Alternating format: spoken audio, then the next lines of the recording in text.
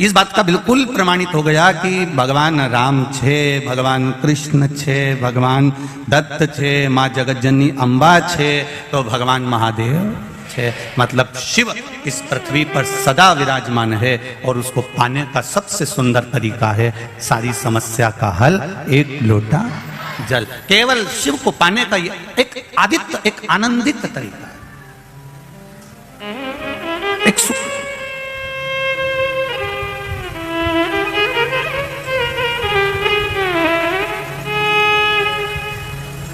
आज संपूर्ण देशवासियों को अनंग त्रयोदशी की बहुत बहुत बधाई हो। ये मेरे महादेव की वो त्रयोदशी है।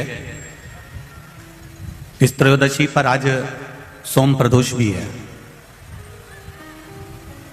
इस त्रयोदशी का मतलब अगर संसार के लोगों को मालूम पड़ जाए, ये केवल साल भर में एक बार आती है। महाराज, वर्ष में केवल एक बार मार्गशीर्ष मास के शुक्ल पक्ष की जो त्रयोदशी होती है, इसको अनंग त्रयोदशी कहते हैं। इस त्रयोदशी का महत्व, जिसके परिवार में पति पत्नी का झगड़ा होता हो, जहां अदालत तक बात पहुंच गई हो, या बेटियां मायके रह रही हो, पति कहीं दूसरी जगह रह रहा हो, या किसी पति का या पत्नी का स्मरण कहीं दूसरी जगह हो, इस अनंग त्रयोदशी का मात्र स्मरण, इस अनंग त्रयोदशी का मात्र पूजन, पूरे साल भर में आप शंकर भगवान की आराधना करते हो, पर इस अनंग त्रयोदशी की आराधना का फल ही दूसरा है, इसका महत्व ही दूसरा है।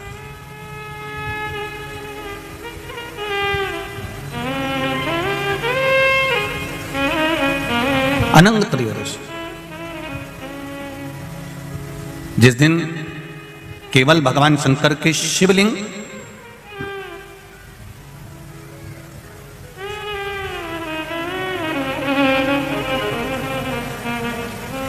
जैसे ये जलाधारी है, माता पार्वती जी का हस्तकमल, ये शिवलिंग रखा हुआ है।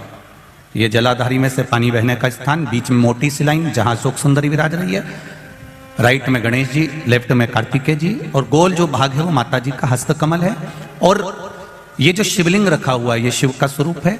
जहां पर भगवान शंकर का शिवलिंग रखा हुआ है, उस स्थान पर आज अनंग त्रयोदशी के दिन मात्र जिस पति पत्नी का आपस में बैर चल रहा हो, अदालत में झगड़ा चल रहा हो, विवाद चल रहा हो, आपस में प्रेम समाप्त हो गया हो, एक दूसरे का सम्मान करना भूल गए हो, बात बात में झगड़ा करते हो, जरा जरा सी बात में मन मोटाव हो जाता हो, वो केवल एक कच्चे दूध की मात्र उंगली को भिंगाकर, अगर जहां शिवलिंग रखा हुआ है वहां पर केवल कामदेव रति शिव और पार्वती का नाम लेकर मात्र उस कच्चे दूध की मात्र उंगली ही फेर देते हैं, तो उन पति पत्नी का जिंदगी में कभी विवाद नहीं हो सकता और कभी गलत मार्ग पर वो जा नहीं सकते। ये अनंग त्रयोदशी की महत्वता है, आज की महत्वता। केवल साल भर में एक दिन होता है जिस दिन भगवान अपने साड़ू भाई के साथ पूजाते हैं। केवल साल भर में एक दिन होता है जिस दिन महादेव कामदेव के साथ पूजाते हैं। केवल साल भर में एक दिन होता है अनंग त्रयोदशी का दिन, जिस दिन भगवान शंकर ने कामदेव को भस्म करा था और उसको अनंग कर दिया था।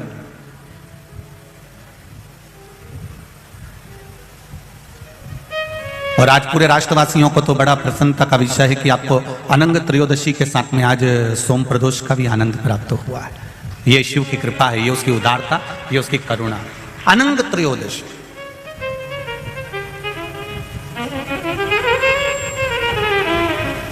अनंग त्रयोदशी।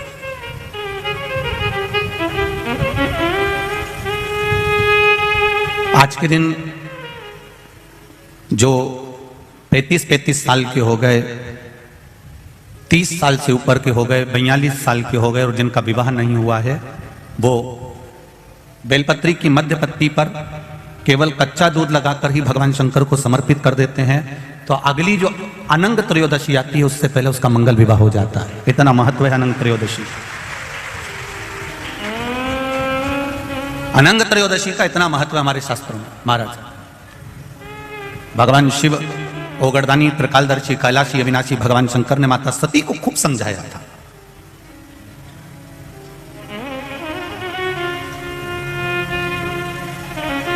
और और बारंबार माता सती को समझाया गया कि आप मत जाओ अपने पिता के घर में, पर सती माता नहीं मानी थी और पिता के घर चली गई थी। आखिरी में वो भस्म हो गई थी और शिवजी ने अपने तन पर वो भस्म धारण कर ली। देवादिदेव महादेव ने वो भस्म अपने शरीर पर धारण कर ली। समय आ गया, भगवान देवादिदेव महादेव नेत्र बंद कर कर अपनी साधना में, अपने तप में, अपने आनंद में, अपने राम नाम में, अपने कृष्ण नाम में डूब गए।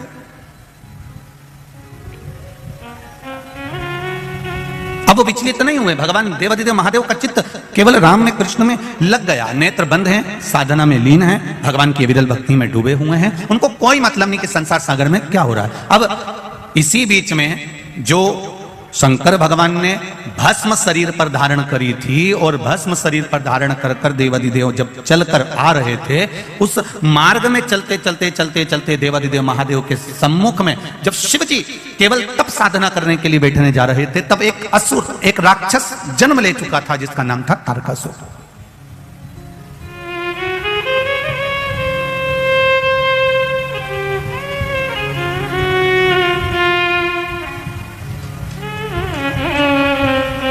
तारकासुर का जन्म हो चुका था। महाराज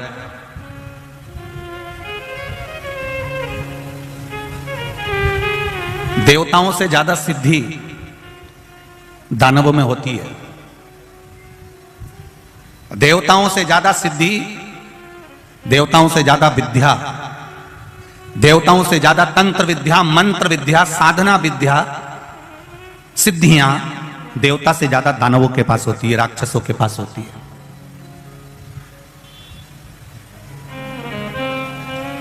देवताओं के पास में कोई सिद्धि नहीं होती। देवताओं के पास में तो केवल विश्वास होता है परमात्मा के चरणारविंद का।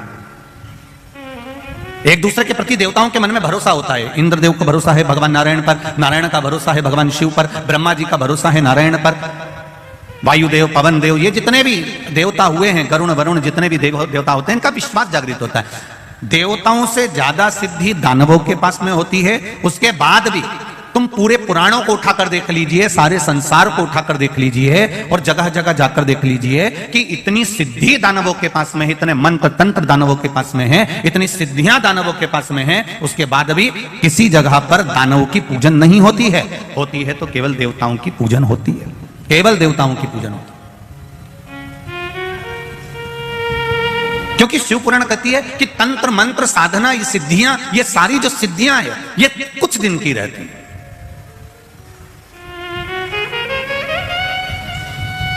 असुरों की, राक्षसों की जो सिद्धियां होती हैं, ये थोड़े दिन की होती है। पर जो विश्वास होता है, भरोसा होता है, प्रेम होता है, वात्सल्यता होती है, करुणता होती है, ये कम नहीं होती, ये और बढ़ती चली जाती है। आप जिससे स्नेह करते हो, प्रेम करते हो, विश्वास रखते हो, करुणा रखते हो, वात्सल्यता रखते हो। एक माता अपने पुत्र से प्रेम करती है, वात्सल्यता रखती है, करुणता रखती है, विश्वास रखती है, और बेटा कहीं चले जाए तो मां को नहीं दिखता तो बार बार विचार करती है कहां गया, वो दिख नहीं रहा, वो दिख नहीं रहा। कोई कोई स्नेह जो करते हैं, प्रेम जो करते हैं, उसको देखने के लिए तड़पते हैं।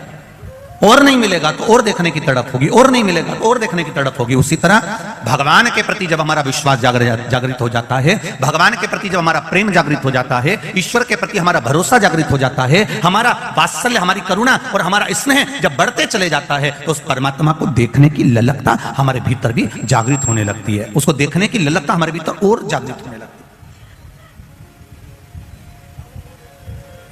उसको देखने का मन जागृत होने लगता है।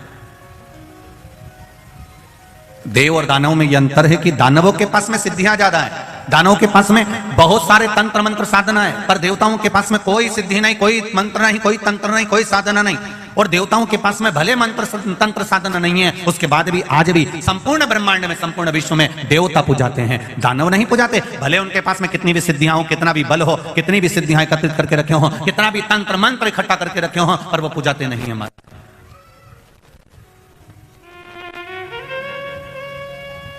तारकासुर केवल असुरों में एक ऐसा था, तारकासुर ने यह विचार कर लिया कि मेरे पास में सिद्धियों की कमी नहीं है, मेरे पास में मंत्र तंत्र की कमी नहीं है, मेरे पास में बहुत सिद्धियां हैं, बहुत मंत्र तंत्र हैं, और यह सिद्धियां मेरे किसी काम की नहीं है। तारकासुर ने विचार कर लिया कि मुझे तो भगवान शंकर का भजन करना है, मुझे शिव भक्ति को धारण करना है और कुछ भी नहीं चाहिए।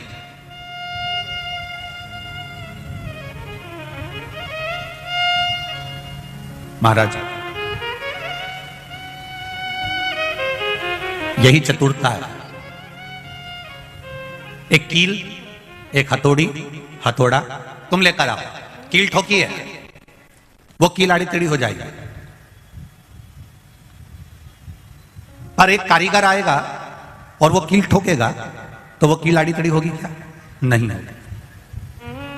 कारीगर उसमें माहिर है, उसने कील उठाई और ठोकना चालू कर दिया। उसने देखा भी नहीं, कील को ठोकना चालू कर दिया और कील सीधी की सीधी लगी है, वो आड़ी टेढ़ी नहीं हुई है। वो आड़ी टेढ़ी होती ही नहीं है क्योंकि वो ठोक रहा है। तो उसमें कारीगरी जो है वो कील ठोकने में प्रबल है और वो ठोक रहा है। उसी तरह जैसे कील संसार का कोई व्यक्ति ठोक रहा है तो वो आड़ी टेढ़ी हो सकती है, पर कारीगर अगर ठोक रहा है तो वो सीधी ही लगेगी। उसी तरह आप इस मन को, इस चित्त को, इस वृत्ति को कहीं पर भी लेकर चले जाओ, पर किसी श्रेष्ठ कारीगर के पास में अगर पहुंच गए, किसी शिवालय में, किसी शिव महापुराण की कथा में पहुंच गए और वहां कोई कारीगर मिल गया तो इस मन को परमात्मा के चरणों में ठोक ही देगा, ये निश्चित है।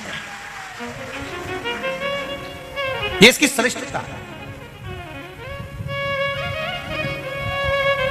मैंने तेरे ही भरोसे ओ बाबा, तेरे ही भरोसे हवा बिच उड़ती जावांगी, बाबा डोर हथों छड़ी ना मैं कटी जावांगी।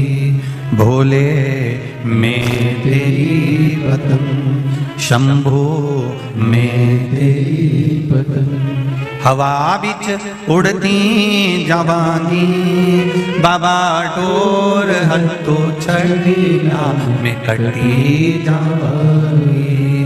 भोले मैं तेरी पतन, शंभो मैं तेरी पतन। इस मन रूपी कील को किसी कारीगर के पास में, किसी देवालय में ले जाकर रख दो और अच्छा कारीगर मिल गया तो वो ठोकेगा। और फिर एक कील इधर उधर नहीं जाएगी। एक पत्राया है, देखिए,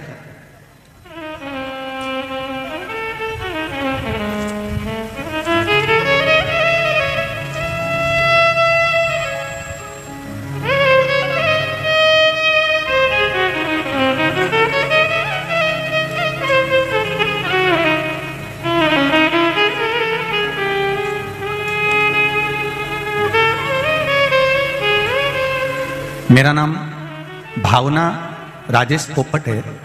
मैं मुंबई पालघर से आई हूं।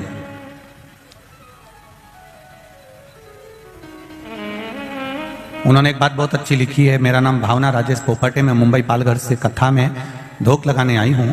मुझे हिंदी ठीक से लिखना बोलना नहीं आती है, तो क्षमा करना कहीं गलती हो तो। बेन, श्री शिवाय नमस्ते। जहां भी बैठी हैं, अगर कहीं बैठी हो तो दोनों हाथ हिला दीजिएगा। आपके जहां कहीं भी बैठे हो दोनों हाथ हिला दीजिएगा। कहीं बैठी हो तो जरूर हाथ हिलाइएगा। मैं बाबा क्या बखान करूं महादेव की कृपा का। मेरी बेटी जो प्रदेश में कनाडा में रहती है, उसे लेफ्ट साइड चेस्ट में गांठ हो गई थी, जिसे उसे बहुत तकलीफ होने लगी थी। वह अपना हाथ भी ऊपर नीचे नहीं कर पाती थी। तब उसने वहां डॉक्टर को बताया कनाडा में, तो डॉक्टर ने तुरंत ही उसकी जांच करी और जांच करने के बाद कहा तुम्हारे एक गांठ नहीं है, यहां 3-4 गांठ हो गई है।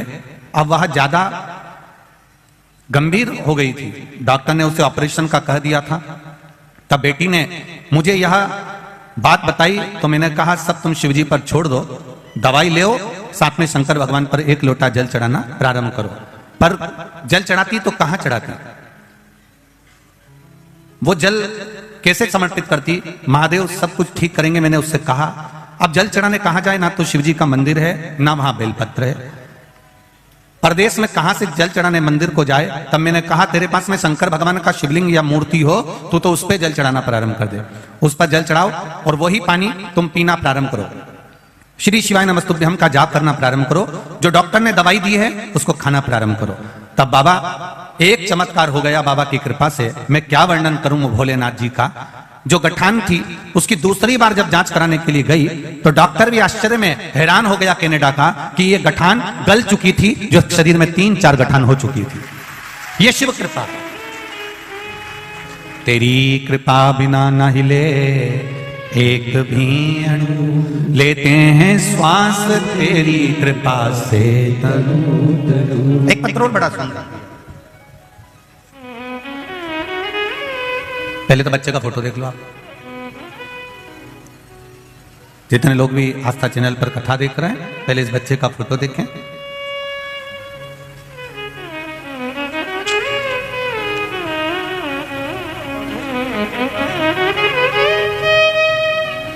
मेरा नाम मंजू बबन पांडे है। मैं औरंगाबाद महाराष्ट्र से आई हूं। कहीं बैठी हो तो हाथ हिलाइएगा। कहीं बैठी हो तो दोनों हाथ हिलाइएगा। अच्छा, उस वाले पंडाल में है क्या? तो दोनों हाथ हिलाइएगा एक बार। मेरा नाम मंजू बबन पांडे है। मैं औरंगाबाद महाराष्ट्र से आई हूं।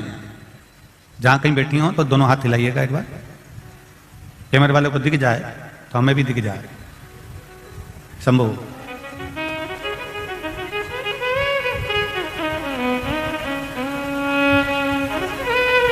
एक लोटा जल टीवी के सामने सुनी हुई कथा का क्या वर्णन करूं गुरुजी। मेरी 5 बेटियां हैं गुरुजी।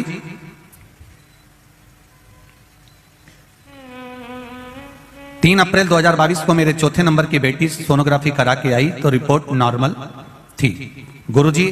11 अप्रैल 2022 को उसको दिक्कत शुरू हो गई और डॉक्टर ने उसकी डिलीवरी डेट 14 अप्रैल दी, लेकिन उसको दिक्कत 11 को शुरू हो गई और अपने यहाँ रामनवमी के यज्ञ में बैठी थी। 4 बजे हम उसे लेकर हॉस्पिटल लेकर गए, उसका ऑपरेशन शुरू किया।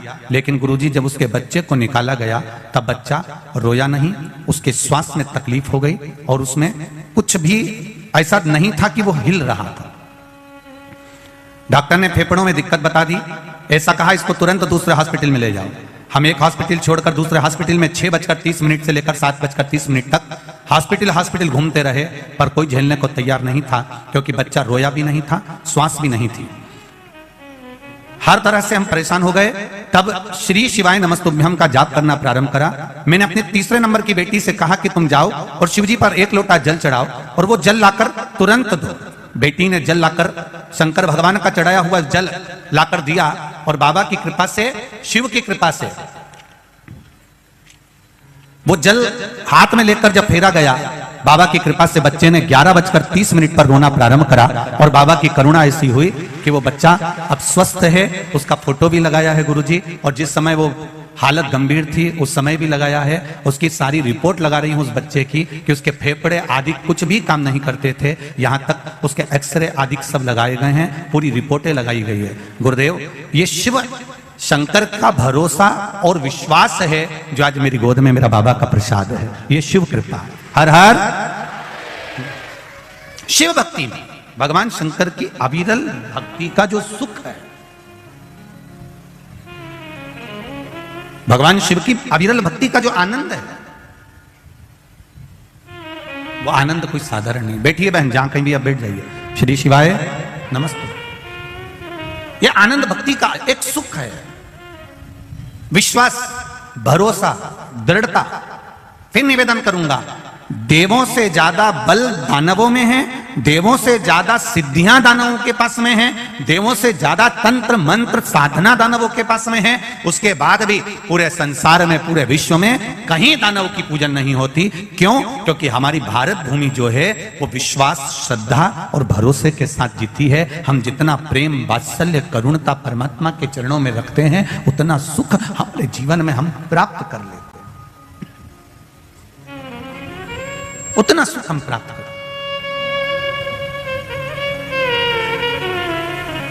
शंभु शरणे पड़ी मांगू घड़ी रे, दुख काटू दया करी ने दर्शन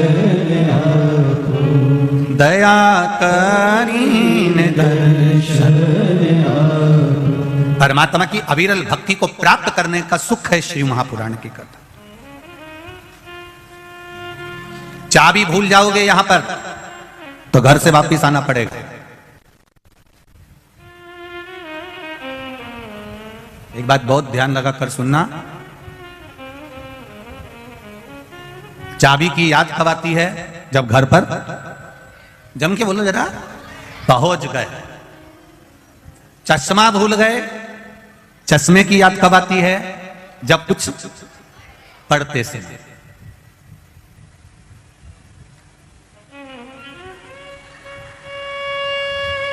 ये बत्ती सी तुमने नई नई बनवाई और डब्बी में रख ली, कथा में आ गए, सोचा प्रसाद मिलेगा तो खाऊंगी, और वो बत्ती सी तुम्हारी कहीं फ्रिज में भूल गए या कहीं रह गई।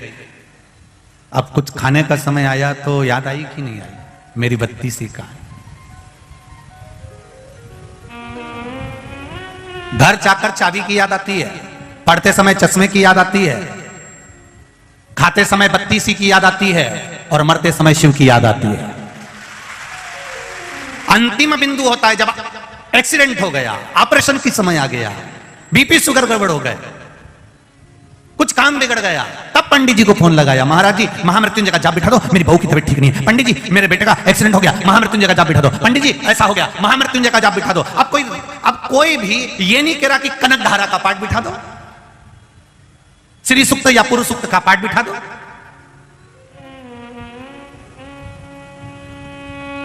कनक धारा का पाठ, श्री सूक्त, पुरुष सूक्त का पाठ कब याद आता है? जब दिवाली आती है, जब कोई शुक्रवार का दिन आता है, कभी लक्ष्मी को प्राप्त करने का दिन आता है। पर जब मृत्यु की घड़ी आती है, मौत की घड़ी आती है, जब उलझनों में मनुष्य उलझ जाता है, जब कहीं ऐसी विषम परिस्थिति में मनुष्य फंस जाता है, उस जगह पर कोई याद नहीं आता, तब मेरा महामृत्युंजय याद आता है, मेरा महादेव याद आता है, क्योंकि अंतिम क्षण में वो सम्मुख में होना चाहिए, अंतिम क्षण में वो सामने होना चाहिए।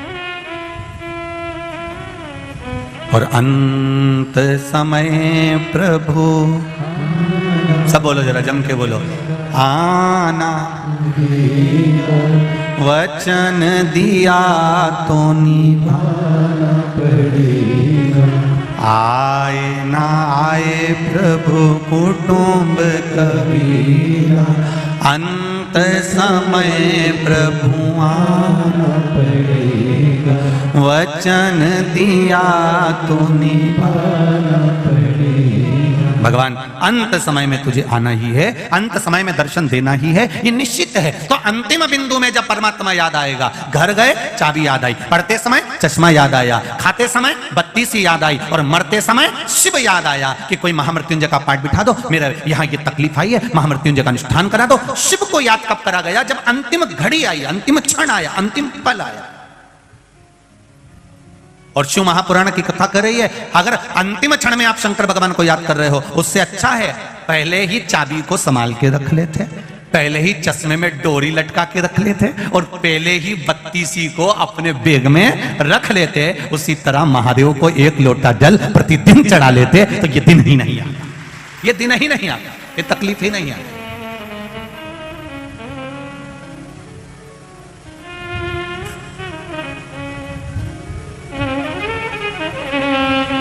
तारकासुर प्रकट हो गया, तारकासुर को लगा, तारकासुर को यह ज्ञात हुआ कि मुझ में बल बहुत है, मैं सब कुछ कर सकता हूं, मेरी सामर्थ्यता बहुत कुछ करने की।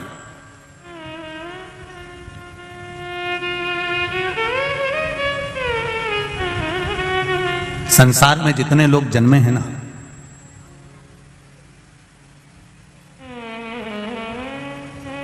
संसार में जितने लोगों का जन्म हुआ है ना, कोई साधारण नहीं, सब भगवान की कृपा से जन्मे हैं, सब भगवान की करुणा से जन्मे।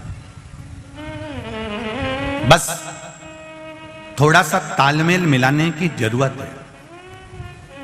इतने चतुर चतुर लोग संसार में हैं, इतने विद्वान विद्वान लोग संसार में हैं, उसके बाद भी भूल कर जाते हैं परिवार में रहकर। पाँव में जब चप्पल पहनते हैं तो दोनों चप्पल का नंबर एक ही रखते हैं,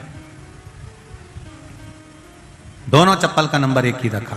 8 नंबर की चप्पल आती है तो इस पाँव में भी 8 नंबर पहनेंगे, इस पाँव में भी, बोलते जाओ जरा, 8 नंबर पहनेंगे। हो सकता है तुम्हारे बड़ोदरा में ऐसा होता हो कि इसमें 9 नंबर, इसमें 8 नंबर, तो बात दूसरी।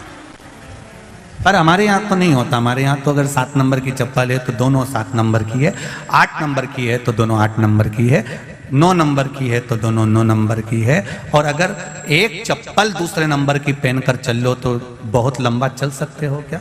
एक 8 नंबर की पहन लो और एक 9 नंबर की पहन लो, तुमसे कोई कह दे जाओ जरा यहाँ से वहां तक चले जाओ, चल सकोगे? नहीं, या तो चप्पल काट लेगी या फिर चलने में तकलीफ आएगी, पाँव दुखेगा, कुछ ना कुछ प्रॉब्लम खड़ी हो जाएगी।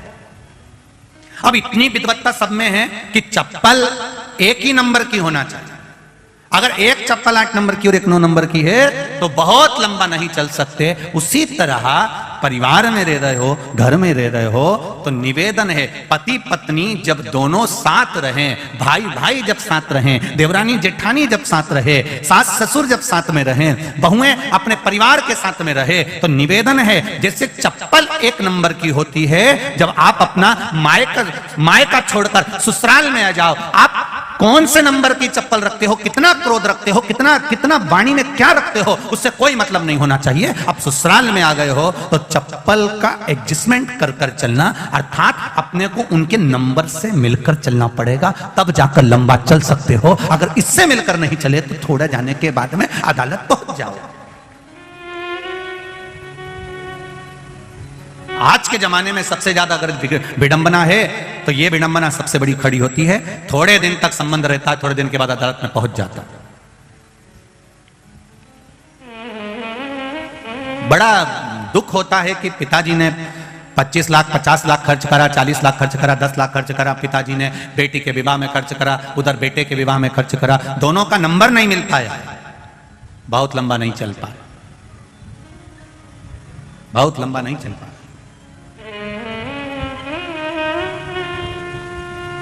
उसको मिलाने का प्रयास करिए। भक्त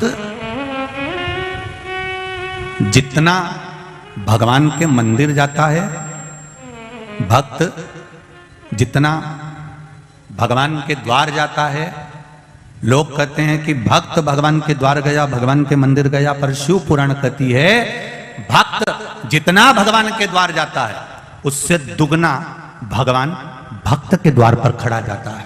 वहां खड़ा मिलता है, उसके द्वार पर जाता है।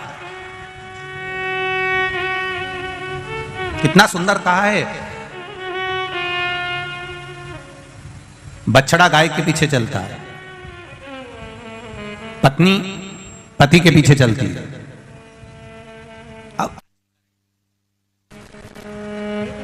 अभी का तो हम नहीं कह सकते, पर पहले का नियम था।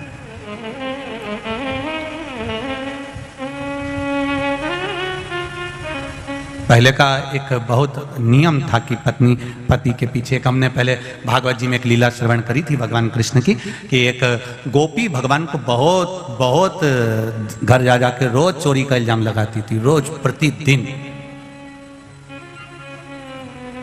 रोज चोरी का इल्जाम लगाए। यशोदा जी ने भी कह दिया जिस दिन तुम मेरे लाला को पकड़ कर बता दोगी ना, उस दिन गारंटी है मेरा बेटा चोर नहीं हो सकता।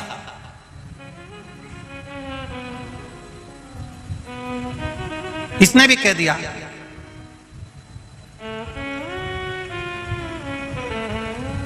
अगर मैंने भी तेरे बेटे को, तेरी औलाद को अगर पकड़कर नहीं बताया तो मेरा नाम भी कमलाबाई नहीं। अब जो भी उसका नाम होगा उस समय पर मेरा नाम भी ये नहीं। अब इतनी शर्त लगा के चली गई। यशोदा जी ने अपने लाला को गोदी में लिया और गोदी में लेकर यशोदा जी बोली, कनुआ तेरे से एक निवेदन करूं मैं? हाँ मैया बोल।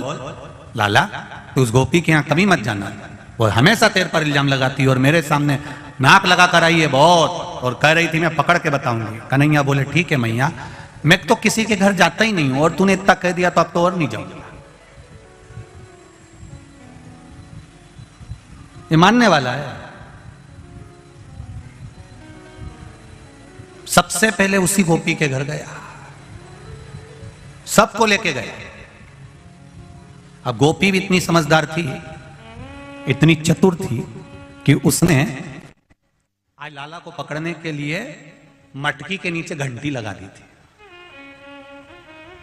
नीचे लगा मनसुका, श्रीदामा, मधुसूदन, फिर दाऊ, फिर ऊपर चढ़े कन्हैया।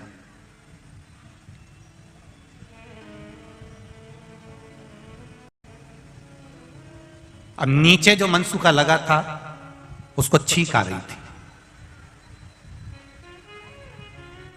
अब उसके हाथ जो थे वो घुटने पे थे। अब वो अगर हाथ हटाता और नाक पकड़ लेता तो छींक नहीं आती, परंतु वो हाथ घुटने पे थे और सबसे नीचे वही था और उसको आ रही छींक, और ये कन्हैया सबसे ऊपर।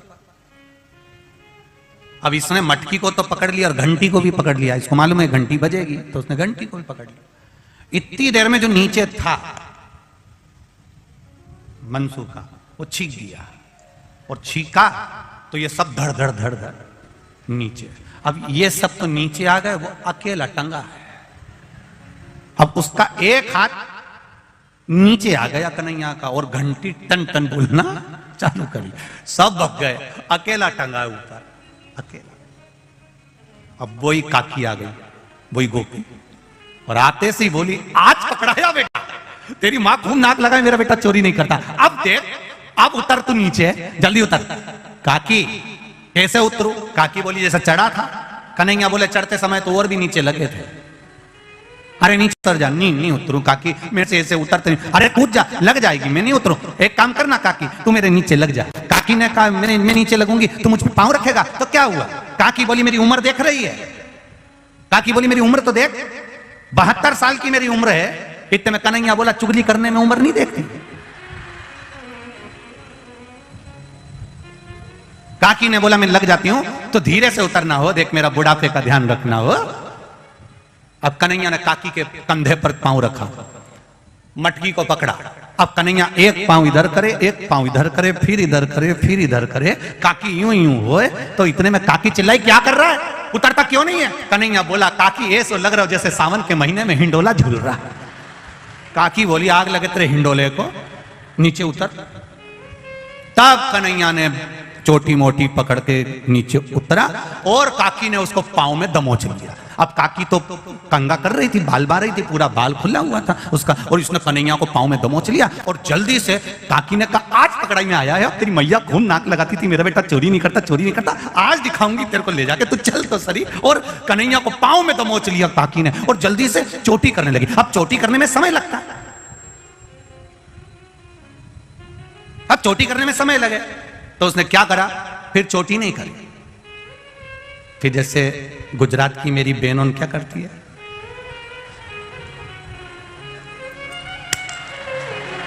उनमें। और वैसे भी देखो लड़ने जाओ ना तो जूड़ा थोड़ा एनर्जी देता है, चोटी में और जूड़े में अंतर आता है। तुम देखना जब तुम आता है आपस में लड़ रही हो ना तो वो थोड़ी थोड़ी देर में बोलते चलो, मतलब ऐसा लगता है कि इससे एनर्जी मिलती है।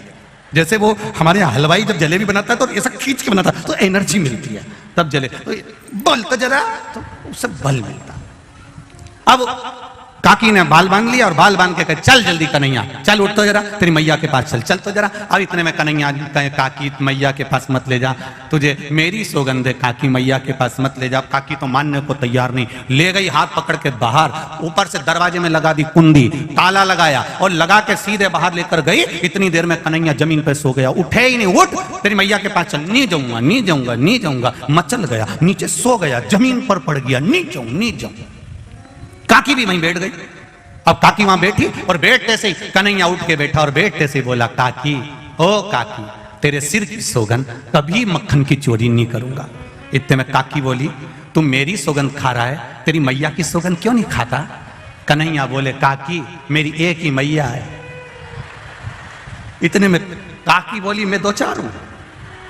थोड़ी देर बाद कन्हैया ने काकी के दोनों कान पकड़ लिए, खुद के कान पकड़ने की जगह काकी के पकड़कर बोला काकी तेरे कान पकड़ के क्षमा मांगता हूं, कभी चोरी नहीं करूंगा। काकी बोली पहले तो मेरे कान छोड़, क्षमा मांगने के लिए खुद के कान पकड़ते हैं और तू मेरे पकड़ रहा है?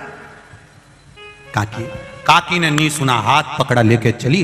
चलते चलते चलते चलते आगे में और सामने चलते हुए चौराहे पर मार्ग से जैसे ही जा रही थी, इतनी देर में इसका जो ससुर वहां बैठा हुआ था, तो ससुर ने बहू को देख लिया, बहू को देखा, उसके पास में आ गया। आते से बोला बहू कहां जा रही है? कहीं नहीं, इस कन्हैया को लेकर जा रही हूं। इसकी मैया को दिखाने के लिए। अब ससुर इधर, बहू का मुंह इधर, इतना घूंघट कर लिया, इतना घूंघट।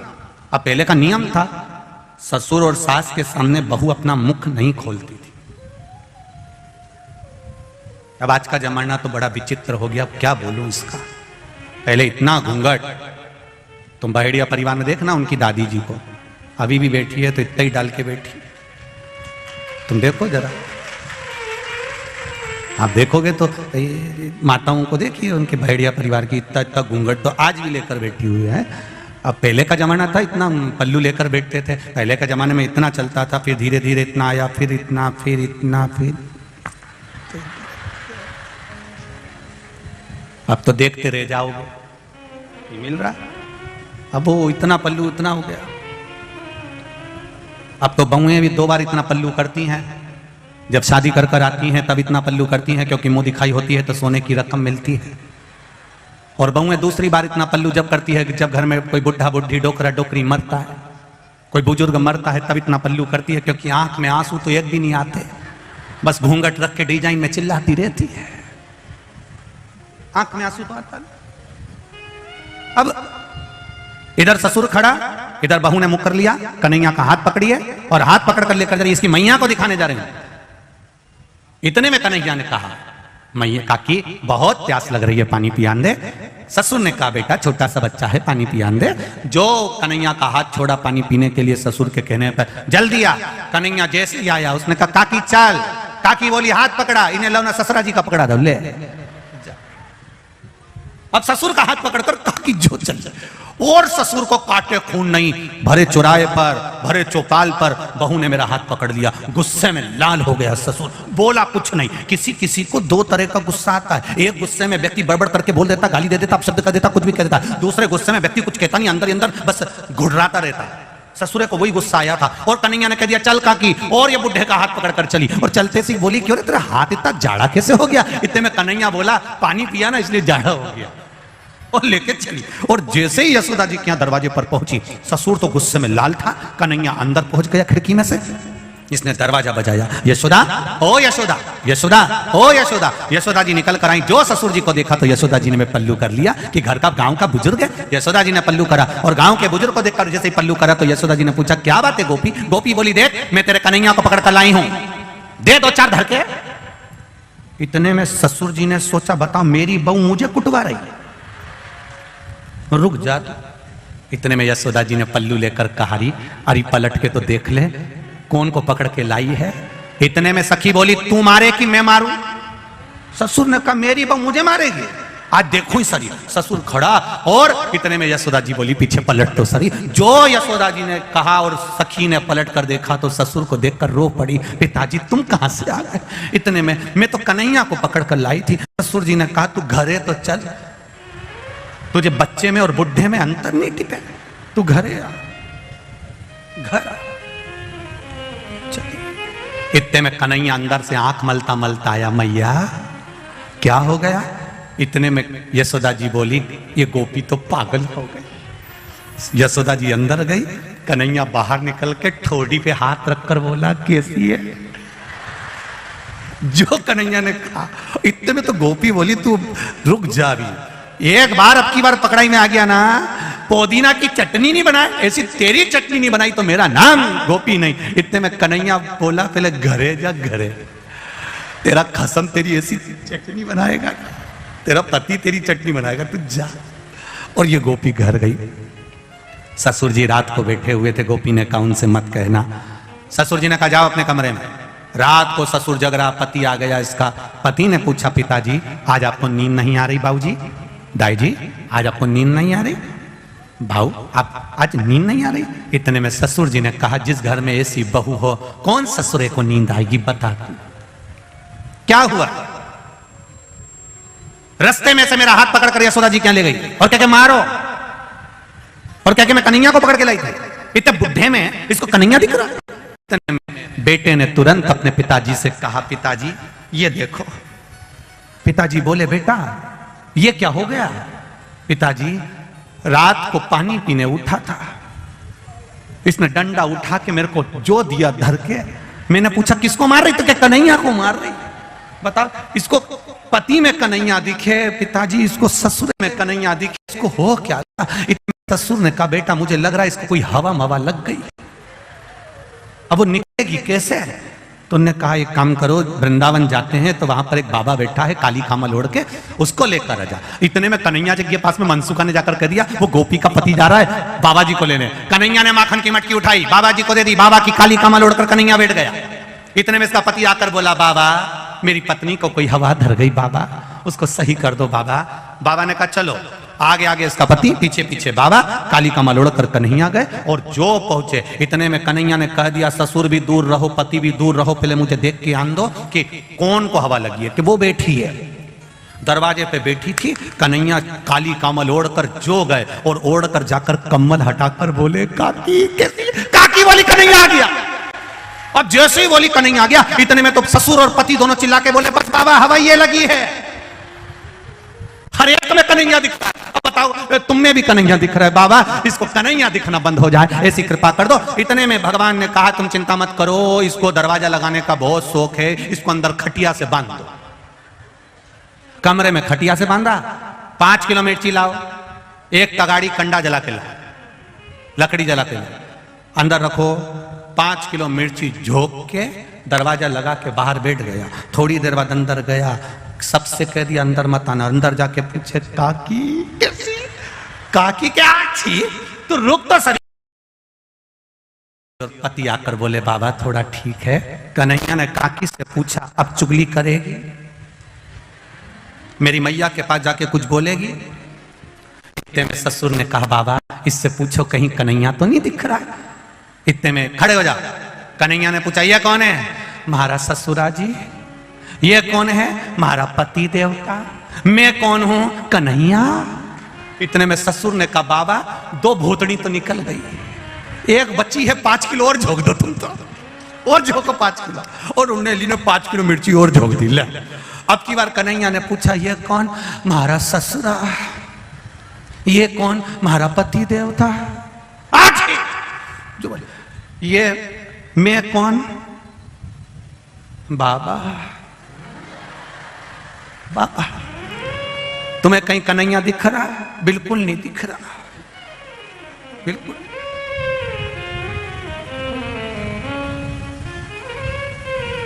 कोई नहीं।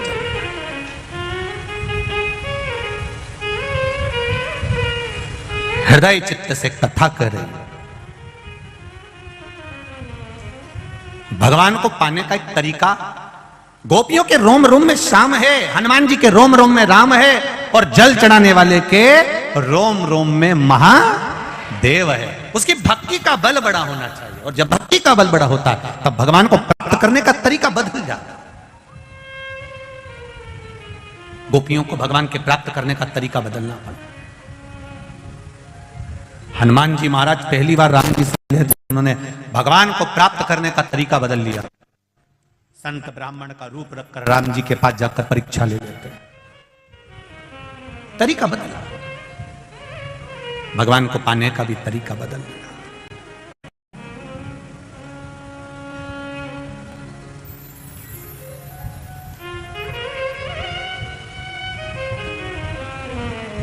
भगवत पद की प्राप्ति का तरीका बदला। बस शिव कथा यही कर रही है। आप दिल से, हृदय से, चित्त से, मन से जब भगवान की शरणागति ग्रहण करते हो तब भगवान आपको पकड़ लेता है। गाय के पीछे बछड़ा चलता है, पति के पीछे पत्नी चलती है, और भक्त के पीछे मेरा महादेव चलता है, वो पीछे पीछे चल रहा है।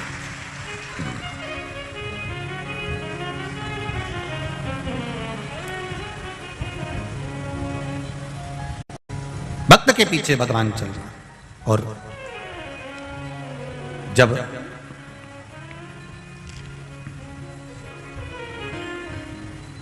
भक्त के पीछे जब भगवान चलता है तो वो अपने भक्त को कभी दुखी नहीं देख सकता। अपने भक्त को कभी वो दुखी नहीं देख सकता। आप सबसे एक निवेदन, तारकासुर से थोड़ा सा सीखना है हमको कि तारकासुर असुर होकर, राक्षस होकर भी भगवान शंकर की भक्ति को नहीं छोड़ा था। जीवन में तकलीफें आती हैं, कष्ट आता है, रोग आता है, बीमारी आती है, तकलीफ आती है। कभी ये विचार मत करना कि भगवान ने मेरा साथ छोड़ दिया। कई लोग कहते हैं कि कोई मर गया तो लोग भगवान को छोड़ देते हैं, भगवान को भजना छोड़ देते हैं, पूजन छोड़ देते हैं। नहीं नहीं, लोग कहते हैं क्या भगवान की दृष्टि हमारी ओर नहीं है? लोग कहते हैं क्या भगवान हमको नहीं देखता? इतना दुनिया भर का दुख हमको मिला है, दुनिया भर का कष्ट हमको मिला है।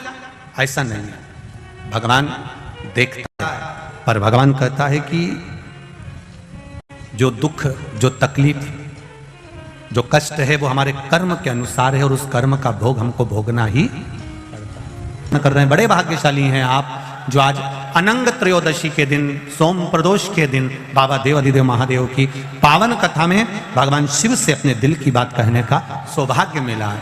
सब जितने लोग टीवी के सामने, जितने लोग मोबाइल के सामने सुन रहे हैं, दिल से कहें बाबा से प्रार्थना, श्री शिवाय नमस्तुभ्यं, श्री शिवाय नमस्तुभ्यं, श्री शिवाय नमस्तुभ्यं, श्री शिवाय नमस्तुभ्यं,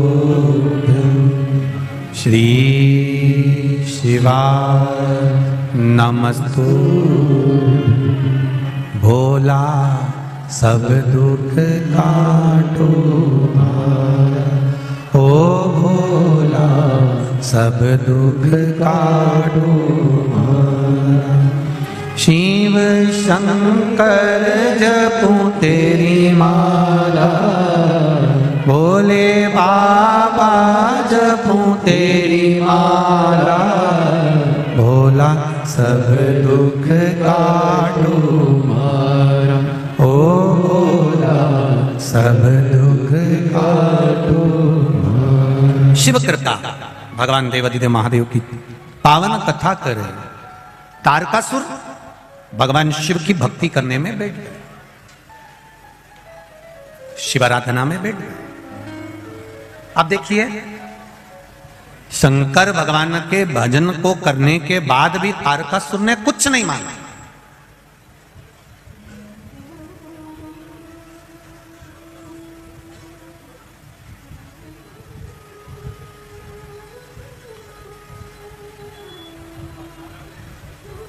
प्रसाद का एक मतलब अच्छे से समझिए जरा।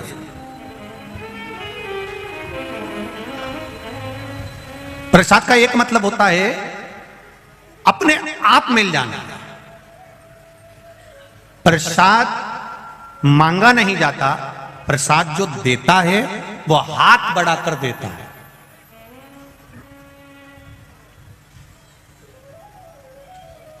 और बहुत ध्यान दीजिएगा जरा थोड़ा सा, एक वो एग्जाम में किसी विषय में बच्चे को 5 नंबर, 4 नंबर, 7 नंबर ज्यादा मिलते हैं किसी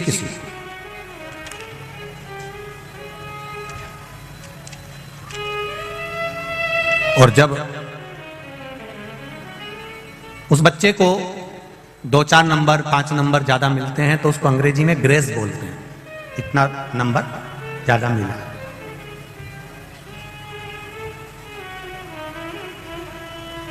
मतलब वो उसने मांगा नहीं है। एग्जाम देते समय उसने ये नहीं लिखा था कि मुझे इस नंबर में, इस सब्जेक्ट में इतना ग्रेस देना, इतना ज्यादा देना, ये उसने बोला नहीं। प्रसाद को अंग्रेजी में ग्रेस भी कहते हैं, मतलब मांगा नहीं जाए और मिल।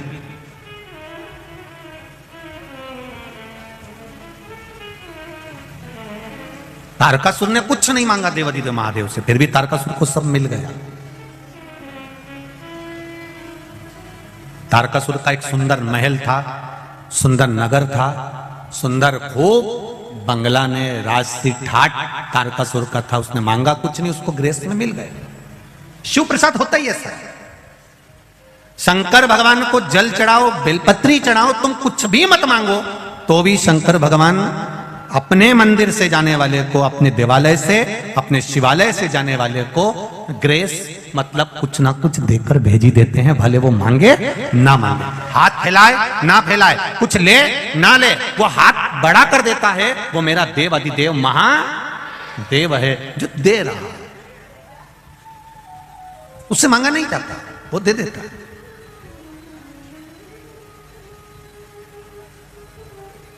खाली न जाता कोई दर से तुम्हारे, खाली न जाता कोई दर से तुम्हारे, मैं भी खड़ा हूँ नन्ही बाहें पसारे, मैं भी खड़ी हूँ नन्ही बाहें पसारे, अपने हृदय से लगा लो, गिरा जा रहा हूँ, उठा लो प्रभु अपने दर से, अब तो न टालो, गिरा जा रहा हूँ, उठा लो। आप शिव के मंदिर जाएं, आप शंकर भगवान की चौखट पर जाएं, आप शिव के द्वार जाएं, मांगने की जरूरत नहीं है आपको, वो दे देगा। आपके हृदय में क्या है वो जानता है। अभी इंदौर की कथा किस किसने सुनी थी टीवी पर? हाथ उठाओ जरा, जिसने सुनी। सबने सुनी है? धरो धरो वापिस धरो, ठीक है। इंदौर की कथा में एक बात कही थी कि ब्रह्मा जी के सामने ब्रह्माणी ने, ब्रह्मा जी के सामने सरस्वती ने, ब्रह्मा जी के सामने वीणा देवी ने अहंकार के शब्द कह दिए थे कि मुझ में इतना स्वर है, मुझ में इतना ज्ञान है। तब ब्रह्मा जी ने कह दिया था कि तुम्हें शंकर भगवान के पास जाना पड़ेगा। तुम रुका जी के पास गई, तुम रुका जी ने उनको ज्ञान नहीं दिया, तब जाकर शिव जी ने उनको शास्त्रीय संगीत का सुर प्रदान किया। जब सरस्वती माता को स्वर दे दिया गया, जब सरस्वती माता को भगवान शंकर ने, नटराज ने सब कुछ दे दिया, तब माता सरस्वती ने नटराज से कहा, भोलेनाथ जी से कहा, मेरे लिए भी तो कोई आज्ञा करो, आपने मुझे इतना दिया है तो मैं गुरु दीक्षा में आपको क्या, मैं आपको क्या प्रदान करूं? यह प्रसंग उस दिन रह गया था। आज अनंग त्रयोदशी के दिन यह प्रसंग वापिस आया है, इसको अच्छे से सुनना। भगवान शंकर जी से, नटराज जी से सरस्वती जी कह रही हैं कि आपने मुझे स्वर दिया, आपने मुझे संगीत दिया, आपने मुझे सब कुछ प्रदान करा, अब मेरा भी तो फर्ज बनता है, मेरा भी तो कोई फर्ज है कि अपने गुरु को कुछ दूं मैं, अपने गुरु को मैं कुछ प्रदान करूं, ये मेरा फर्ज है। क्या दूं मैं आपको? देवादिदेव महादेव ने जो मांगा वो संपूर्ण विश्व के कल्याण के लिए मांगा। क्या मांगा मेरे महादेव ने? मेरे महादेव ने कहा, वीणा देवी, सरस्वती सुनो, जैसे जरासंध और दुर्योधन ने जो मांगा था, भीम के हृदय की बात आपने माता पार्वती को बताई थी, बस मेरे शिवालय में, मेरे मंदिर में, मेरे देवालय में कोई जल चढ़ाने आए या बेलपत्र चढ़ाने आए या भूल से भी मेरी देहली पर चढ़ जाए, उसके मन में क्या चल रहा है आप तुरंत बस नंदी से जाकर कह देना, नंदी मुझे बता देगा, मैं शाम को प्रदोष काल के समय रोज भ्रमण पर जाता हूं, मैं कल्याण कर दूंगा। बस इतनी ही सुना। अब वीणा देवी सरस्वती का काम क्या है? वीणा देवी सरस्वती का काम क्या है? शिव जी के मंदिर में वीणा देवी सरस्वती का कार्य क्या है? भगवान शंकर की चौखट पर पार्वती मैया अंदर है, नंदी के पास में माता लक्ष्मी विराजमान है, वीणा देवी भगवान शंकर की चौखट के बाहर शिष्य गुरु के द्वार पर है। और वीणा देवी ने कह दिया, भोलेनाथ, अब आपके मंदिर में जो भी आएगा, जो जिस भाव से आएगा, भले वो मांगे ना मांगे, पर मैं उसके हृदय में निवास कर कर उसके चित्त की बात को ध्यान कर कर नंदीश्वर को बता दूंगी, और आप प्रदोष काल में जब आप भ्रमण के लिए जाएंगे तब आप उसको प्रदान कर देना। बस इतनी सी कृपा करना। ये वीणा देवी को वर दिया, और वीणा देवी ने शिव को वचन दिया। प्रदोष काल कब होता है? सूर्य अस्त होने वाला है, सूर्य डूबने वाला है, उसके 45 मिनट पहले से सूर्य डूब जाता है, उसके 45 मिनट बाद तक प्रदोष काल का समय होता है। शिव जी के भ्रमण का समय क्या है? यही प्रदोष काल।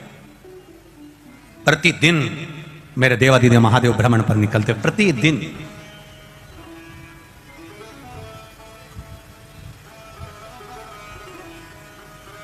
प्रदोष काल के समय पर वट वृक्ष के नीचे दिया लगाया जाता है। वट वृक्ष के नीचे लौंग का मात्र भोग रख दिया जाता है। लौंग मात्र, अगर वट वृक्ष के नीचे दिया लगाकर एक लौंग का जल या लौंग भगवान वटकेश्वर महादेव के नाम से भी अगर शिव को समर्पित करी है तो ये निश्चित है एक कर्जा कितना भी भारी होगा वो कर्जा चूकेगा जरूर, और कहीं ना कहीं से लक्ष्मी की व्यवस्था देवादिदेव महादेव करेंगे। एक पत्र आया है, इसी कर्जे को चुकने वाला एक पत्र, किसी ने अपना फोटो भी भेजा। दे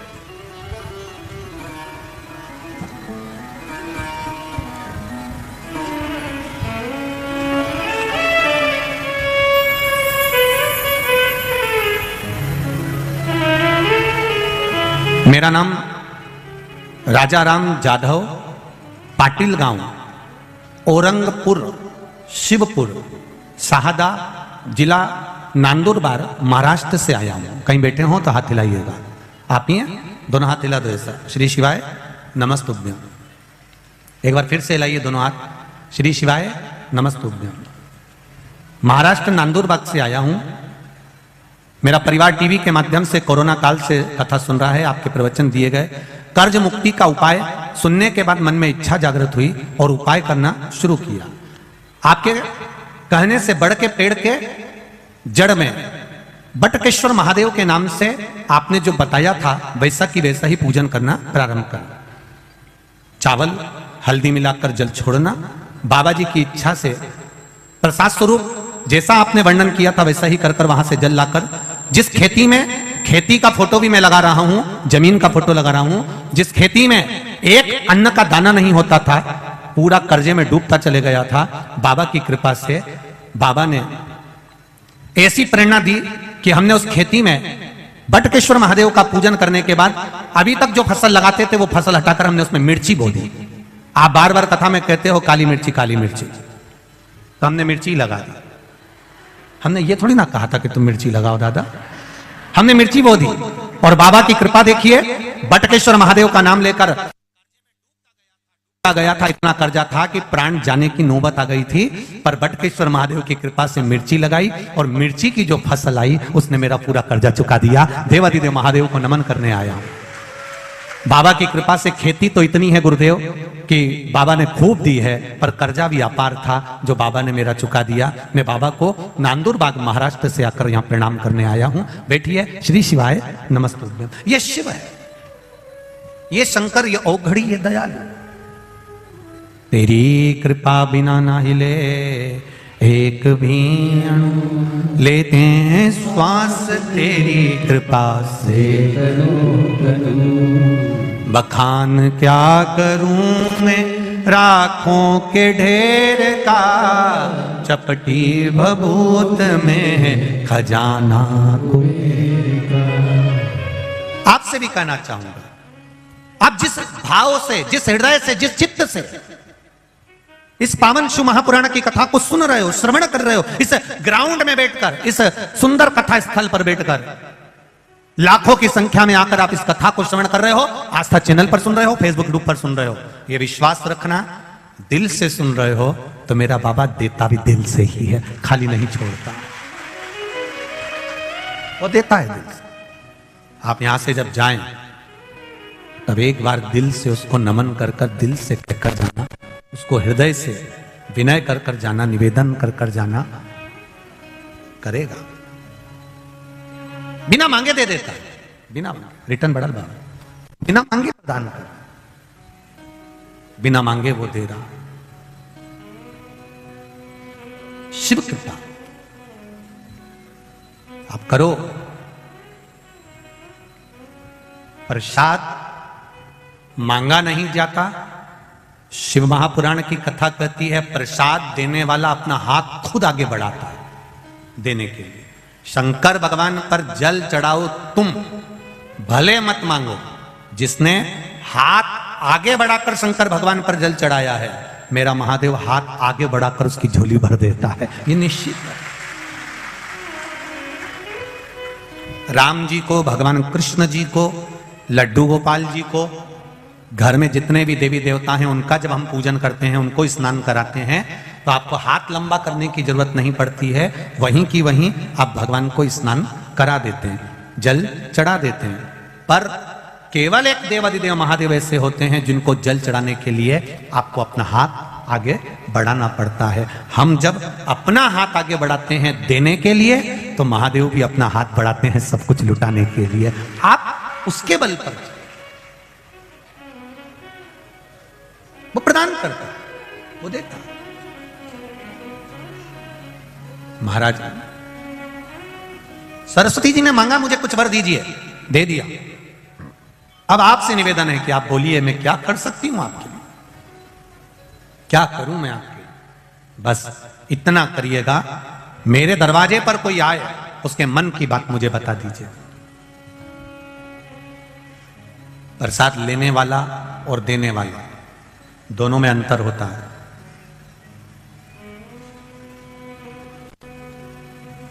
मैं बहेड़िया परिवार को बहुत बहुत साधुवाद धन्यवाद देना चाहूंगा।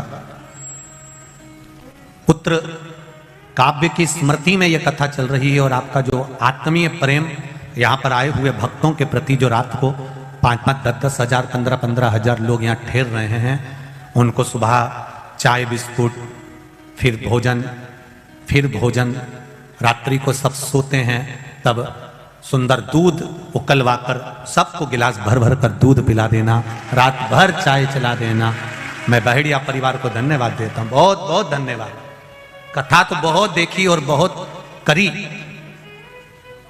पर यजमान परिवार ने जो ये व्यवस्था दी है, यजमान परिवार ने जो ये व्यवस्था प्रदान करी है, ऐसी व्यवस्था कहीं नहीं दी। एक देखी थी रायपुर छत्तीसगढ़ में, बसंत जी अग्रवाल ने कराई थी। एक खरगोन में, वो कौन परिवार था जिन्होंने खरगोन में कराई थी। समिति कराती है तो समिति अपने हिसाब से व्यवस्था करती है। एक अकेला जजमान जब कथा कराता है और वो यजमान इतनी व्यवस्था देता है, तो बहुत भोलेनाथ जी से हम हर पल यही प्रार्थना करते हैं, बाबा इनको इतना देना कि ये दोनों हाथों से ऐसे ही लुटाते हैं, ऐसे ही कृपा कर। ये करुणा है भोलेनाथ जी की, ये दया है भोलेनाथ जी की, ये उदारता, ये करुणा है भोलेनाथ बाबा, ये दया। और फिर कहकर जा रहे हैं, इस व्यासपीठ से इतना जरूर कहूंगा, जहां जहां शिव पुराण कथा करी है, वहां वहां से लोगों ने डबल से फोन लगाया है कि एक बार शिव पुराण फिर दे दीजिए।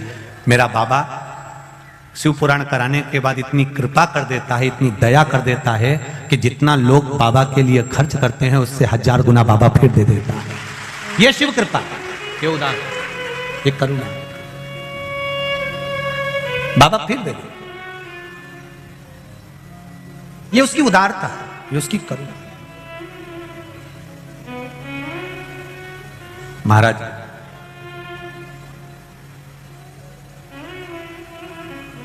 प्रसाद मांगा जाए वो एक अलग प्रभाव है, प्रसाद देने वाला आवाज लगाए, ए भैया इधर आओ, ले प्रसाद लेकर जाओ। इतना सुंदर कहा है स्कंद पुराण के अंदर। एक बार हमने पहले भी कथा में कहा, शिव महापुराण का एक संवाद की, सबसे ज्यादा नरक में कौन जाता है, तो कहा प्रसाद बांटने वाला जाता है। तो लोगों ने पूछा ये कैसे चले जाता है, तो कहा प्रसाद धर्म की जगह पर बंटता है, प्रसाद हमेशा अच्छी जगह पर बंटता है, जहां भगवान का सत्संग हो, भजन हो, कीर्तन हो, मंत्र माला स्मरण हो, कथा भागवत यज्ञ अनुष्ठान हो, मंदिर देवालय हो, प्रसाद वहां बंटता है। तो प्रसाद बांटने वाला नरक क्यों चले जाता है, तो कहा प्रसाद बांटने वाला जब प्रसाद बांटने खड़ा होता है, अपना वाला आया तो हाथ इतना बड़ा हो जाता है और पराया आया तो हाथ छोटा हो जाता है, इसलिए वो नरक चले जाता। पर आज इतने समय के बाद प्रसाद शिव महापुराण में एक बात फिर कहने जा रहे हैं, स्कंद पुराण की, पद्म पुराण की, गर्ग संहिता की और शिव महापुराण की एक बात आज आप लोगों को कहने जा रहे हैं जो अभी तक नहीं कही। शिव महापुराण के अंतर्गत कहा प्रसाद देने वाला व्यक्ति जब किसी को बुलाकर अपना हाथ लंबा कर कर प्रसाद देता है तो वो भगवान विष्णु के बैकुंठ द्वार में, भगवान विष्णु के बैकुंठ में जहां माता लक्ष्मी जी भोजन बनाती है, लक्ष्मी जी भोजन बनाकर रख देती है, परसने का कार्य उसी व्यक्ति को दिया जाता है जो हाथ लंबा कर कर बुलाकर प्रसाद देता है।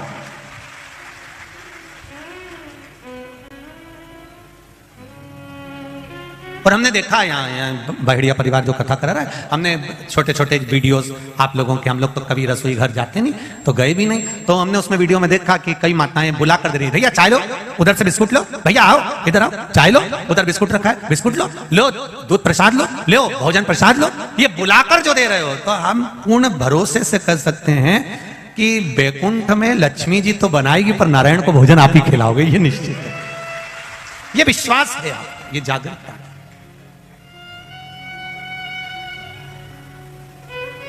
जब बड़ी बड़ी कथाएं का आनंद लेते हैं तो रोड पर भी लोग स्टॉल लगाते हैं, कोई पोया बांटता है, कोई चाय बांटता है, कोई हलवा बांटता है, कोई सामान बांटता है, आवाज लगा के भैया आओ इधर आओ ये लेकर जाओ, सालासर जी जाओ सालासर जी में मेला हो, खाटू श्याम जी जाओ खाटू श्याम जी का मेला हो, सामरिया जी जाओ सामरिया जी का मेला हो, आप चार भुजा जी जाओ चार भुजा जी का मेला हो, बड़े बड़े सेट स्टॉल लगाते हैं, आवाज लगाते हैं, आओ ले जाओ, दोनों हाथों से लुटाते हैं। मुझे लगता है उन्होंने भी शिव महापुराण दिल से सुनी होगी कि हाथ लंबा कर कर देने वाले के लिए मेरा महादेव हाथ लंबा कर कर करोड़ों लुटा देता है, ये दे देता है, ये उसकी उदारता, ये उसकी कृपा है,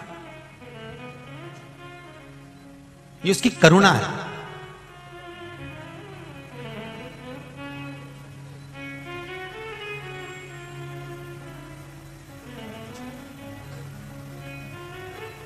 और हम भी इस बड़ोदरा से सीख कर जाएंगे बहुत कुछ।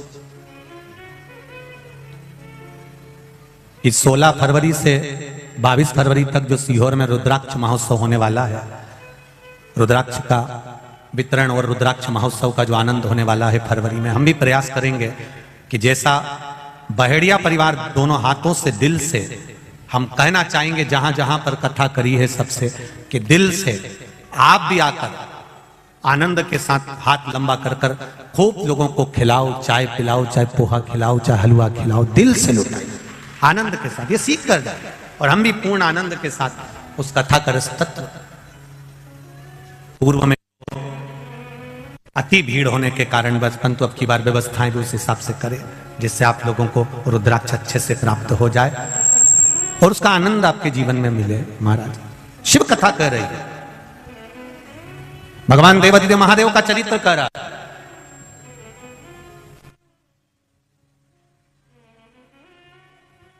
तारकासुर बिना मांगे तारकासुर को सब मिल गया, देवताओं में हलचल मच गई, सारे देवताओं में हलचल मची तो देवताओं ने विचार करा आखिर क्या हुआ ये सब। तारकासुर का एक नियम था, बट वृक्ष के नीचे तारकासुर भजन करता है, आंवले के वृक्ष के नीचे तारकासुर भजन करता है, पीपल के वृक्ष के नीचे तारकासुर भजन करता है, शमी के वृक्ष के नीचे तारकासुर भजन करता है। ये हमारा सनातन धर्म कहता है, बट वृक्ष की पूजन करने वाला, बट वृक्ष के नीचे शिव की आराधना करने वाला, लौंग समर्पित कर जल चढ़ाने वाले का जैसे कर्ज मुक्ति होती है, उसी तरह आंवले के वृक्ष के नीचे मात्र ताजा मिष्ठान दूध का बनाकर उस सामग्री को भगवान आंवले के वृक्ष के नीचे पूजन करने से लक्ष्मी और संपदा की वृद्धि होती है। जैसे शमी का पौधा, शमी का वृक्ष, शमी के वृक्ष के नीचे मात्र दूध और जल मिला हुआ जल, शमी के वृक्ष के नीचे मात्र ओघड़दानी अवधूतेश्वर महादेव के नाम से केवल हफ्ते में एक बार भी अगर दूध और जल का मिश्रण शमी के पौधे के नीचे कर दिया जाता है तो कहते हैं शरीर में बड़ी से बड़ी अगर बीमारी है, कहीं कैंसर जैसा रोग है या किडनी लीवर जैसा रोग है, कोई भी तकलीफ, कोई गांठ अगर शरीर में हो गई है तो शमी के वृक्ष के नीचे दूध का जल थोड़ा सा हफ्ते में एक बार अवधूतेश्वर महादेव के नाम से समर्पित कर देने से रोग का निवारण होने लगता है, रोग थम जाता है और उसको आगे नहीं बढ़ पाता और उसका इलाज चालू हो जाता है, सुख का अनुभव हो। बस एक बात का स्मरण रहे, आप आंवले के वृक्ष के नीचे अगर कोई भोग लगाया गया है पा सकते हैं, पीपल के वृक्ष के नीचे कोई भोग लगाया है पा सकते हैं, बट वृक्ष के नीचे कोई भोग लगाया गया है पा सकते हैं, जिस वृक्ष के नीचे भोग लगाओगे पालोगे, पर शमी वृक्ष के नीचे का जो भोग लगाया गया है वो नहीं पाया जाता।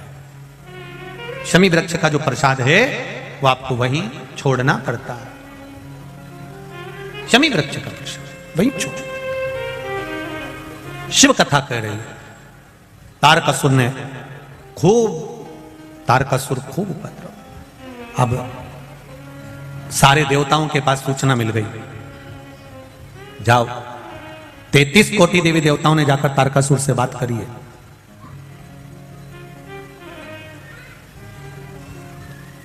तैतीस कोटि देवी देवताओं ने तारकासुर से बात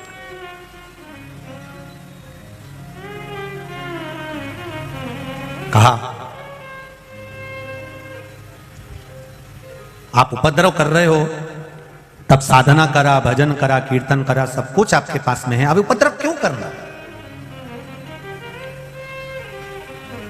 तुम्हारी मृत्यु कैसे होगी वह आप बता दीजिए। तारकासुर ने कहा, मुझे मारने वाला संसार में कोई जन्म नहीं लिया है, मैं मरूंगा नहीं, ये निश्चित है। भगवान नारायण ने पूछा, कोई तो कारण होगा जिससे आपके प्राण छूटेंगे। दुनिया में पहला तारकासुर ऐसा था जिसने अपने मृत्यु होने का भी साधन बता दिया था। रावण ने यह कभी नहीं कहा था कि मेरे को मारने का साधन यह है कि मेरी नाभि में अमृत है। कंस ने नहीं बताया था कि मैं ऐसे मरूंगा, रावण ने नहीं बताया था कि मैं ऐसे मरूंगा, हिरण्यकशिपु ने नहीं बताया था कि मैं ऐसे मरूंगा, हिरण्याक्ष आदि कादिक जितने भी असुर हुए इन्होंने कभी नहीं बताया कि मैं ऐसा मरूंगा। केवल शंकर भगवान का एक भक्त तारकासुर ऐसा था जो भगवान नारायण से कह रहे हैं कि मेरे मरने का साधन एक है, मैं मरूंगा तो शंकर भगवान के पुत्र के द्वारा मरूंगा। अब आप शिव जी का ब्याह करा दो और मेरा वध करा। अब दुनिया का सबसे कठिन काम है शंकर जी की शादी कराना।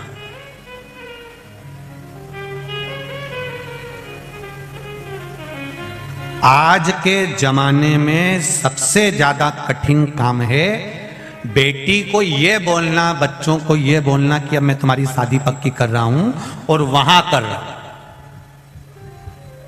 इतने में बेटा बेटी का मुंह भगोना हो जाता है। पापा हमसे तो पूछते, मम्मी पापा हमसे तो कुछ पूछते ही नहीं है, उन्होंने मन से मेरा ब्याह पक्का कर दिया, मुझसे पूछना तो था। शिव जी के संतान के द्वारा मेरे प्राण छूटेंगे, शंकर भगवान का जो पुत्र होगा वो मुझे मारेगा। ये तारकासुर ने भगवान नारायण से कह दिया। रावण ने कभी नहीं कहा मेरी नाभि में अमृत है, हिरण्यकशिपु ने कभी नहीं कहा कि मैं ऐसे मरूंगा, कंस ने कभी नहीं कहा मैं ऐसे मरूंगा, हिरण्याक्ष ने कभी नहीं कहा मैं ऐसे मरूंगा, पर तारकासुर एक अकेला था, शंकर का भक्त था, इसलिए कह दिया शिव जी के पुत्र के द्वारा मरूंगा। अब तुम शिव जी की शादी कराओ।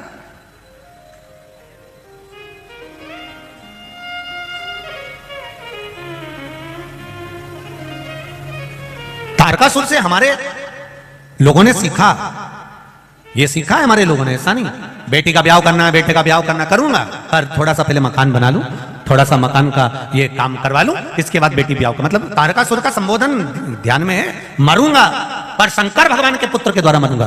भगवान शिव का पुत्र। अब शंकर जी तो समाधि में लीन थे, कौन मारे इनको? पहले समाधि तोड़ो। अब समाधि को तोड़ने के लिए सारे प्रयास कर लिए, तब आज ही का दिन मार्गशीर्ष शुक्ल पक्ष की त्रयोदशी कामदेव को बुलाया गया। जाओ कामदेव, जाकर समाधि तोड़ो। कामदेव ने तीक्ष्ण तीक्ष्ण बाण चलाया, खूब चलाया, पर शिव जी की समाधि नहीं टूटी। तब समाधि में बैठे हुए देवादिदेव महादेव को माता सती ने स्मरण कराया, ये मेरी बहन का पति है, मैं दक्ष प्रजापति की बेटी सती और मेरी बहन है रति, ये रति का पुत्र है, रति का पति है कामदेव। आप मेरे लिए कुछ नहीं करे, कम से कम इनके लिए थोड़ा सा आप नेत्र खोल लीजिए। देवादिदेव महादेव रिश्तेदारी निभाना जानते थे। दुनिया में केवल एक देवादिदेव महादेव ऐसे हैं जो अपने संबंध को निभाना जानते हैं, रिश्ता निभाना जानते हैं, संबंध निभाना जानते हैं कि संबंध किसको कहते हैं। शिव जी ने, कामदेव ने नेत्र खोल, जो बाण छोड़ा, शंकर जी का तीसरा नेत्र खुला। खुलते से ही आम के पल्लव में आम के वृक्ष के ऊपर, आम के पल्लव पर कामदेव छुप कर बैठे थे।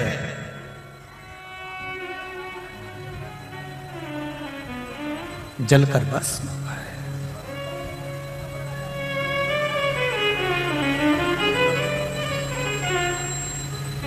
कामदेव ने आम के पल्लव को पकड़ कर रखा था,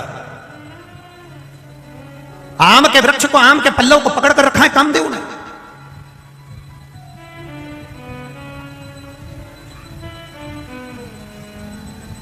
तैतीस कोटि देवी देवताओं ने आकर उस आम के वृक्ष पर 33 कोटि देवी देवताओं ने आकर कहा, कामदेव चिंता मत करो, अगर तुम भस्म भी हो गए हम शिव से तुम्हें वापस प्राप्त कर लेंगे।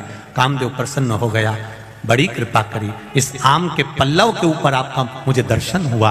आज भी सनातन हिंदू धर्म के अंदर घर में कोई भी शुभ कार्य होता है तो दरवाजे पर आम की बंदरवाल बांधी जाती है, क्योंकि वो आम की बंदरवाल नहीं होती, 33 कोटि देवी देवता चौखट पर आकर बैठ जाते हैं, और हम जब उस चौखट के अंदर प्रवेश करते हैं या बाहर निकलते हैं तो 33 कोटि देवी देवता हमको आशीर्वाद देते रहते हैं। ये आम के पत्ते की बंदरवाल है।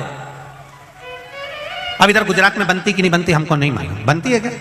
बनते हैं यहाँ पर। आज भी घर में शुभ कार्य होगा, आम के पत्ते लगाए जाएंगे, आम के पत्ते की बंदरवाल बांधी जाएगी। विवाह होगा, आम के पत्ते की बंदरवाल। आम के पल्लव में कामदेव छुप कर बैठे थे और आम के वृक्ष के ऊपर 33 कोटि देवी देवताओं ने आकर कामदेव को दर्शन दिया था, इसलिए आम के पत्ते की बंदरवाल बांधी जाती है। कई लोग कहते हैं आम तो खट्टा होता है, आम तो खटास होती है, फिर इसके पत्ते क्यों लगाए जाते हैं? क्योंकि 33 कोटि देवी देवताओं ने आकर यहां दर्शन दिया। आम के पल्लव के ऊपर, आम के वृक्ष के ऊपर देवता पधार कर दर्शन दिए कामदेव।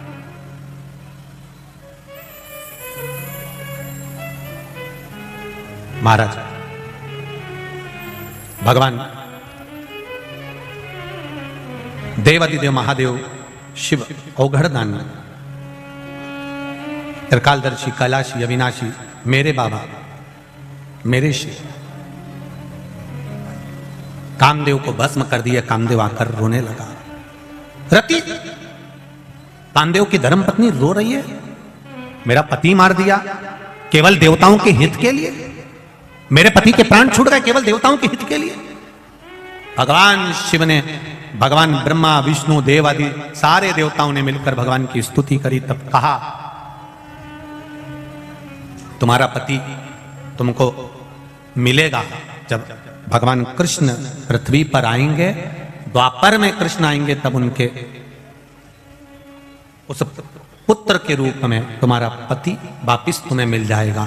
तब तक इनका शरीर दिखेगा नहीं, पर ये रहेंगे, इनको अनंग कहा जाए। आज वही कौन सी त्रयोदशी है? जम के बोलो जरा, अनंग त्रयोदशी। रति की आंख में आंसू भरा था, मेरा पति चले गया, मैं उनके बिना कैसे रह सकती, मैं भी अपना प्राण त्याग दूंगी। शिव जी ने मना करा, नहीं रति, तुम प्राणों को नहीं त्यागोगे,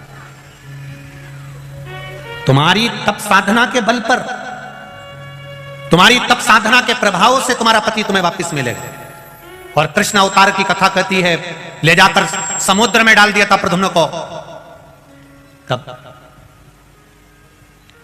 उस जगह पर फिर रति महामाया बनकर उसको अपना बल से फिर जीवित करती है, प्राप्त करती है। ये तप साधना है पत्नी की।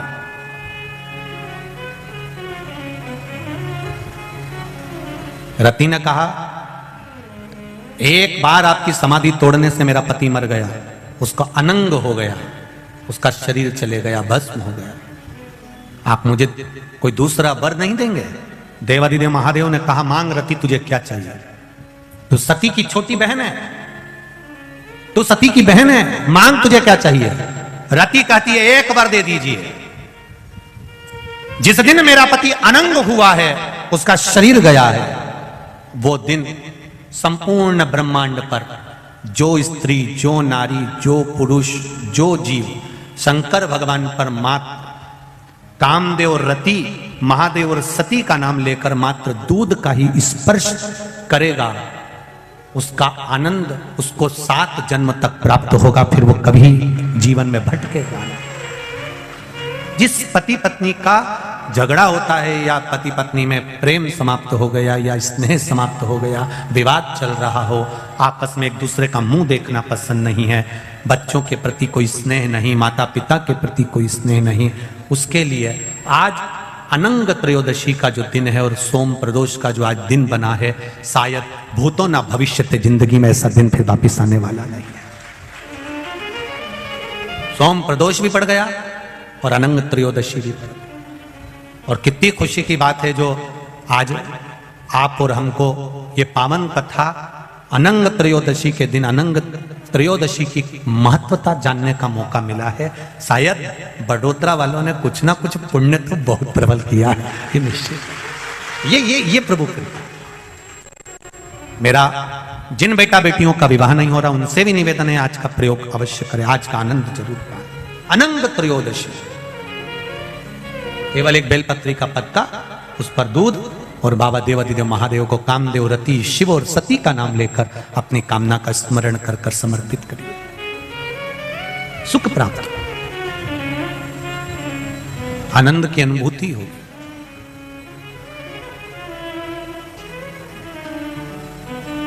एक आनंद, एक सुख उसके जीवन में प्राप्त हो जाता है। शिव कथा कर रही है, भगवान शंकर का चरित्र कर रहा है।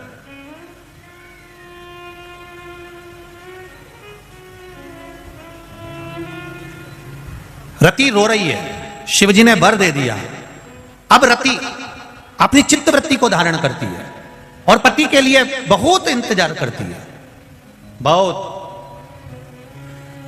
कहां सतयुग, कहां त्रेता, कहां द्वापर, भ्रमण करती करती करती समय निकाल देती। समय आया, शिव महापुराण की कथा करती है।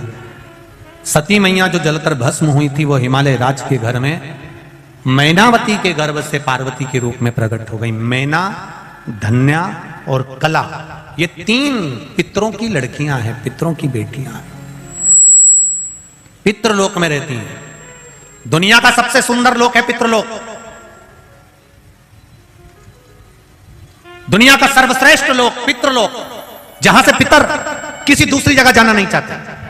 कई लोग कहते हैं हमारे पितरों के लिए मुक्ति के लिए हमने ये करा, पितरों के मोक्ष के लिए ये करा, पितरों के मोक्ष के लिए ये करा, पर कोई पितरों से पूछे